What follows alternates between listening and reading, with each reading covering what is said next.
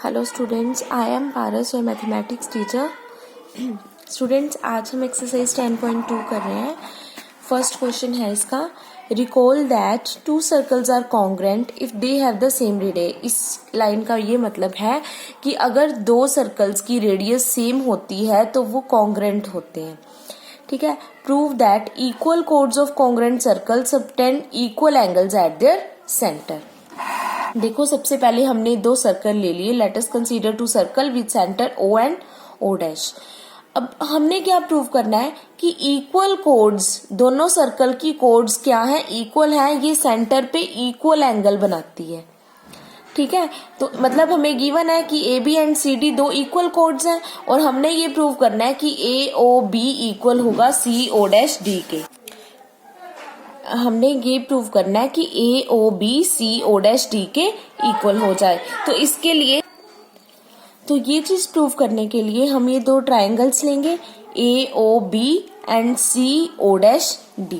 ठीक है, in triangle OAB and O dash CD में हम क्या करेंगे, दोनों ट्रायंगल्स को कॉन्ग्रेंट प्रूव करेंगे। देखो, OA O डैश C के इक्वल है, radius of congruent circle are equal. Similarly OB O dash D के इक्वल है, क्योंकि ये दोनों सर्कल्स की, मतलब हमें क्या दिया हुआ है कि कॉन्ग्रेंट सर्कल की रेडियस क्या होती है, इक्वल होती है। हमें ये चीज गिवन है। ठीक है, और ये भी गिवन है कि AB किसके इक्वल है, CD के इक्वल है। तो AB CD के इक्वल है, तो ये दोनों ट्रायंगल्स क्या होंगे, कॉन्ग्रेंट होंगे।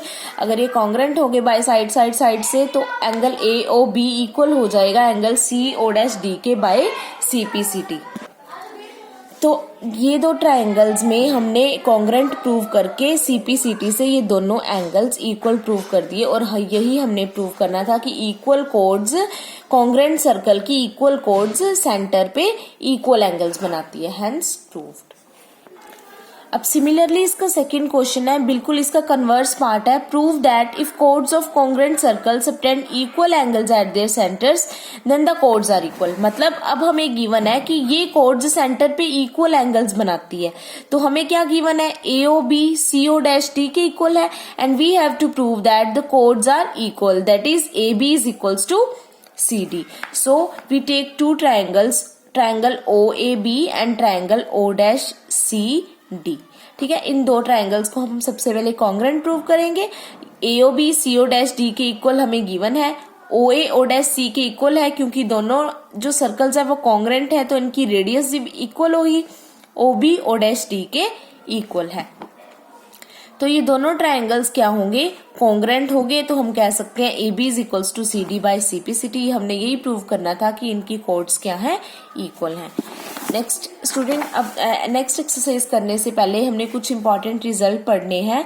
The perpendicular from the centre of a circle to a code bisects the code. Students, ये जो रिजल्ट है ये काफी ज्यादा इंपॉर्टेंट है।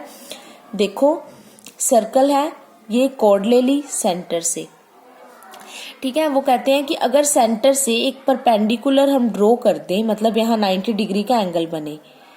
ठीक है, O सर्कल है, O इसका सेंटर है, AB एक कोड है। अगर इस पे एक परपेंडिकुलर ड्रॉ कर दें तो ये परपेंडिकुलर इस कोड को बाइसेक्ट करेगा, मतलब AP किसके इक्वल होगा, PB के। ये रिजल्ट आप लोगों ने याद रखना है। नेक्स्ट है, the line drawn through the centre of a circle to bisect a code is perpendicular to the code. इसका कन्वर्स पार्ट है बिल्कुल, कि अगर एक कोड अगर एक लाइन सेगमेंट इसको बाइसेक्ट करती है, यहां मैं दोबारा ये ड्रॉ कर देती हूं। अगर एक लाइन सेगमेंट कोड पे ड्रॉ करने पे इसको बाइसेक्ट करती है तो वो इस पे क्या होगी, परपेंडिकुलर होगी। If AP is equals to PB है, then we say that OPA is equals to OPB is equals to 90 degree की ये जो लाइन है ये इस पे क्या होगी, परपेंडिकुलर। ये दोनों रिजल्ट्स काफी इंपॉर्टेंट है, ये आपने अच्छे से ध्यान में रखने हैं। Thank you.